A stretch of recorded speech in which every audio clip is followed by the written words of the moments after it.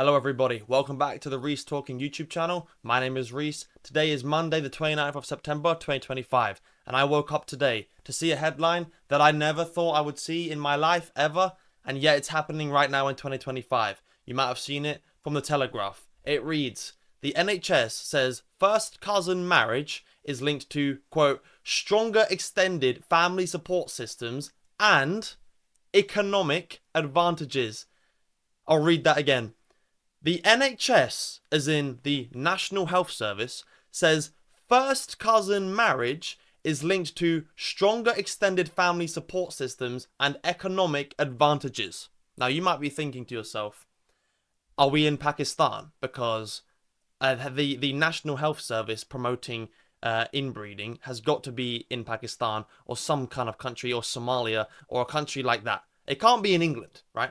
Because as far as I've heard, the Great Replacement conspiracy is just that. It's a theory, it's a conspiracy theory, it's not real. Our culture isn't actually being replaced by third world culture, foreign culture, culture that doesn't actually, represent the people of this country, the natives, the historic natives of this country. But no, that's a real headline, and it's because the Great Replacement is actually real, despite what you've heard, despite what you might have been told by the mainstream media. So, why am I talking about this? Well, mainly because I can't quite believe it. I mean, so unsurprisingly, this NHS was actually from Bradford. It was actually a Bradford NHS, which is kind of predictable, we already knew that. But why is it a problem? Well, we are being told that inbreeding has positives to it, and that is not true. That is unequivocally, objectively a lie, right? There is no positive of inbreeding. You cannot find me one. You actually cannot find a single one. I did make a video about this on TikTok, and someone said, well, there is one positive, which is that you don't have to hire a window cleaner anymore. Yeah. So I thought that was funny, which is true, maybe, if you're... But then again, you're not going to have clean windows. You're going to have wet windows, but they're not going to be clean, necessarily. So there is that, right? But generally speaking, objectively speaking, there is no benefit to inbreeding. So why are the NHS trying to promote it? Well, it's because they're trying to get us adapted and normalized to this inbreeding culture, which we are being replaced by. And I would argue that this links to, obviously mass immigration. And in the year 2024, ending June, right, there were estimated 1.2 million new arrivals legally in this country. And what's quite mind-blowing about this is that if you ask the common person, how many people do you think came into the country from the year 2023 to 2024, beginning and ending in June, they will tell you 20,000, 30,000, 40,000. I asked my mum, she said 40,000. I asked a Muslim on my TikTok live, she said 20,000. So when you drop the number 1.2 million, it's a bit of a shocker to people, right? And I will highlight that for you. I will show you that on the screen. But this is a replacement. We are being replaced, and we are being indoctrinated to believe that the culture that we are replacing is good. This is how it always starts. It's like, inbreeding isn't happening. Well, it is happening, but it's not that bad. Well, it is kind of bad, but here's why it's actually good. It is happening, and there are good things to it, like economic advantages. What the fuck kind of economic advantages there to fucking your cousin? I don't know. Can't even, apart from the fact that you don't need to hire a window cleaner. Even then, you still kind of do. If anything, you need to hire a window cleaner more often because you've got saliva up your windows constantly. Anyway, I don't want to mock it too much because I do actually feel bad for the product of these people, right? And obviously, we're talking about primarily Pakistanis, right? And also Somalis. But people from these countries are inbreeding at significantly disproportionate rates. I mean, Pakistanis in this country make up 3% of the birth, right? And yet they account for 30% of recessive gene disorders at birth. That is insane. Those are two insane statistics that you can tell people. 1.2 million people came into the country in a year, 2023, 2024. And by the way, over half of them were from the third world. And Pakistanis are making up 30% of just genetic recessive disorders in this entire country, and only making up 3% of the births. This is a big problem. It is undeniable. And we cannot go on like this. It's not possible. We will actually collapse as a society when you have so many people who are inbred relying as a burden on the taxpayer, as a burden on the NHS, right? And what we get told a lot is that the NHS requires, mass immigration. But it's actually the opposite of that. Immigrants en masse, especially from the third world, rely on the NHS to work. And they rely on the fact that the working conditions are bad, and that the pay is bad, and that the fact that white, natives do not want to do these jobs because of those two reasons. So they actually rely on the NHS to get a better life for themselves. So it's an inverse, which is what you see a lot. You see an inverse of the truth to explain away so many things, so many headlines that you might see. And what I also wanted to say is, just on the topic of the NHS, is that I live in a white area.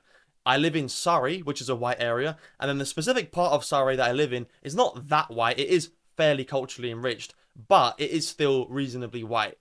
And when I go to the GP, or if I need a GP appointment, I don't really have any issues. I wouldn't have even thought that there were any issues with getting a GP appointment in this country if it weren't for what people say on the internet. And you're most likely hearing from people from Manchester, London, Birmingham, and in major cities, because that's where, they're quite densely populated.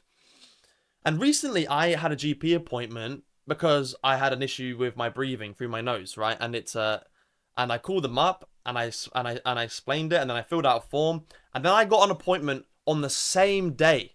Yeah, I got an appointment. I made the call at 8 o'clock, and I had an appointment at 5 o'clock on the same day. Yeah, and then they told me I had a polyp in my nose, and that, because the lady did whatever. White GP, white receptionist, and they, I had a prescription ready the next day from a pharmacist who was white. So what I'm basically getting at here is, and then that might be a coincidence, right? Maybe it's a coincidence that the white people who run these GPs are efficient. But then you've got to think about the fact that when you go to the UTC, the Urgent Treatment Center, you are not seen very quickly. It's a much more difficult process. And these are lower skilled jobs compared to a GP. And they are, a lot of the time, foreign people, foreign labor. And then you've got to think about the fact that mass immigration has coincided with the NHS being as least functional as it's ever been, and the most corrupt that it's ever been, right? And this is quite an inconvenient thing to point out to people when they tell you that the NHS relies on mass immigration, because you can just say to them, well, actually, it must be a bit of a coincidence, everything that I've just said there, right? And so what is the actual benefit that we're being sold of mass immigration? Because it actually isn't anything to do with the NHS. And whenever I hear people talk about the NHS, I think, well, it's fine for me, but I'm interacting with white people. When I get a GP appointment, I'm talking to white people. These are not immigrants, or if they are immigrants, they're European immigrants, and we're not talking about that. We're talking about, these people will always refer to third world immigrants, and they are actually somewhat contributing to the NHS, but not so much. And I was talking to this with my mum, and she told me that in 2017, they made it so that you have to pay your tuition to get nursing qualifications, which makes sense, right? Because you're disincentivizing the natives from becoming nurses. Therefore, the reliance on foreign labor, importing them, because they are willing to get into debt because they're coming from a third world country. So much more appealing to them, because they're coming from a third world country, to then get into debt and then fill the jobs and replace the workers. And it all will tie back into that replacement. And also, whilst I was just editing this video, I wanted to add on the fact that, as it says in this article, it says economic advantages. And obviously I've just mentioned, well, if it's not really benefiting the NHS, then other people will say, well, immigration benefits the economy. And that's the same logic that they're using with inbreeding. Oh, there's economic advantages. But mass immigration actually doesn't improve the economy. It makes the GDP bigger. It makes the economy bigger. But GDP per capita actually decreases, because, you know, people are using the public services, and a lot of immigrants who come here are a physical negative. Like third world immigrants are a net physical negative on the economy, and that is over half of the immigration, you know, the 1.2 million that we've seen 2023 to 2024. So they do always use this economy line. They push the economy when it's a lie like this, when it's a blatant lie, talking about mass immigration helping the economy or inbreeding helping the economy. So I just wanted to add that in. I thought of that just whilst I was editing the video. So we're being replaced. The culture is being replaced. The workers are being replaced. And we're being, you know, this is objectively true. This is observable. This is observable in numerous different ways. We're being replaced. And people don't want to think about why. Because the big red pill moment for a lot of immigrants is that they are being used as pawns in a game. Because they are the tool to destabilize Western nations like the UK, France, Germany, America, Australia, Canada, Western Europe, you know, Spain. The immigrants that come here are a pawn in the game of replacement, destabilization, and then even further, depopulation. Because they do not integrate with our society, as we are clearly seeing by these headlines promoting inbreeding. It's so insane. I can't even really say it with a straight face that our NHS, England, or the United Kingdom NHS in Bradford is promoting inbreeding, because these cultures do not integrate. They're not compatible. They cannot be assimilated. It's not possible. So that was that, basically. And yeah, the immigrants are a pawn in the game. You know, Barbara Specter talked about this. She is a Jew who was talking about, you know, there's a rise of anti-Semitism in Sweden and Europe will be multicultural. And it is Jewish in its nature, multiculturalism and diversity. I hope that this video will stay up. I don't know if it will, but it should do. But yeah, and this is the psyop that people don't realize. And I talk about this, you know, Muslims are being used by Zionists and Jews to destabilize the Western nations and, you know, create multiculturalism, but actually just wipe out the white culture, the Christian culture. Full disclosure, I am not Christian, but they are trying to wipe out the white Christian nations and make it multicultural, make it a sanctuary state, make it diverse, but it's not really going to be diverse. And we're seeing anti-white policies, so many anti-white policies, anti-white discrimination taking place constantly. And we're kind of just sitting around and taking it and not really doing anything about it, and that needs to change. And it needs to change as soon as possible if we're going to stop this, because, you know, otherwise we are just going to be replaced. And I get laughed at still somehow. I don't know how, but I still get laughed at by people when I say that we're being replaced. They say, haha, you know, and that's typical. You know, you'll get laughed at and ridiculed and mocked. You think you're being replaced? How you haven't got a clue? Well, I think that you aren't really looking at the statistics. Because again, if you ask these people, how many people do you think came in 2023 to 2024? They aren't going to tell you 1.2 million. They're not going to get anywhere near that. They're going to say 20,000. Yeah. And if you said 10 times their estimation, you are still 20% of the real number. Yeah.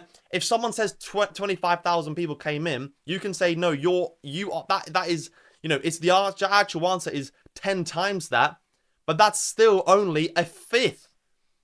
It's only 20% of how many people came in, and over half of them are from the third world, which has the least compatible, the least chance of the culture being compatible with our nation.